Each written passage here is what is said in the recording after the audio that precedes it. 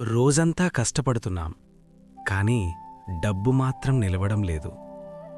ఉదయం నుంచి రాత్రి వరకు పరిగెడుతున్నాం, కానీ చివరికి చేతిలో మిగిలేది ఒత్తిడి, అలసట, భయం. అసలు ప్రశ్నిది: డబ్బు మన కోసం పనిచేస్తున్నదా, లేక మనమే డబ్బు కోసం పనిచేస్తున్నామా? ఈ వీడియో చివరి వరకు చూస్తే డబ్బు సంపాదించే విధానం కాదు, డబ్బుతో ఆలోచించే విధానం మారుతుంది. ఎందుకంటే డబ్బు ఒక సాధనం. దాన్ని ఎలా వాడాలో నేర్చుకున్నవాడే నిజంగా ఫ్రీ అవుతాడు.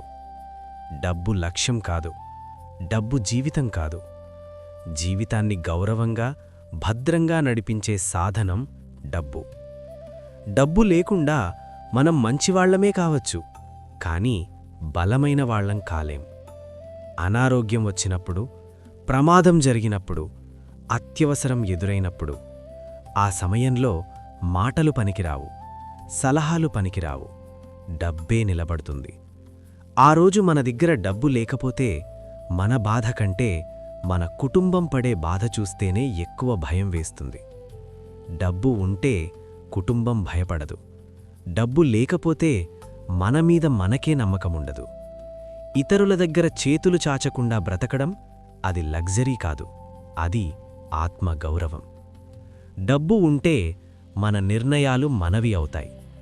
ఎవరి ముందు వంగాలో, ఎవరి ముందు నిలబడాలో, ఏది ఒప్పుకోవాలో, ఏది వద్దనాలో అనేది మన ఇష్టం. డబ్బు లేకపోతే మనం నో కూడా చెప్పలేము. పిల్లలకి మంచి చదువు కావాలంటే, మంచి అవకాశాలు కావాలంటే, సురక్షితమైన భవిష్యత్తు కావాలంటే డబ్బు కావాలి. డబ్బు లేకుండా కలలుంటరి, కానీ అవి నెరవేరవు. డబ్బు లేకపోతే తర్వాత చూద్దాం అనే మాటే పిల్లల భవిష్యత్తును ఆపేస్తుంది.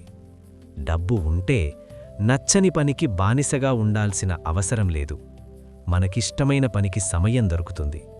డబ్బు లేకపోతే సమయం మనది కాదు, జీవితం మనది కాదు.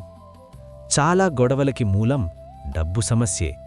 ఇంట్లో శాంతి లేకపోవడానికి చాలాసార్లు కారణం ప్రేమలేక కాదు, డబ్బు టెన్షన్. డబ్బు ఉంటే అన్ని సమస్యలు పోవు, కానీ చాలా సమస్యలు మొదలవ్వవు. సహాయం చెయ్యాలి అనుకున్నా సామర్థ్యం లేకపోతే మనసు బాధపడుతుంది. చూడలేకపోతాం, కాపాడలేకపోతాం. డబ్బు ఉంటే మంచిని చెయ్యగలం, మౌనంగా బాధపడకుండా నిజంగా ఉపయోగపడగలం. డబ్బు ఉంటే ఎక్కడ ఉండాలి, ఏ పని చెయ్యాలి, ఎప్పుడు ఆగాలి అనే స్వేచ్ఛ ఉంటుంది. డబ్బు లేకపోతే జీవితం మనల్ని నడిపిస్తుంది. డబ్బు ఉంటే మనం జీవితాన్ని నడిపిస్తాం. డబ్బు దేవుడు కాదు, డబ్బు చెడ్డదీ కాదు, డబ్బు ఒక సాధనం. డబ్బుతో జీవితాన్ని నిర్మించుకోండి.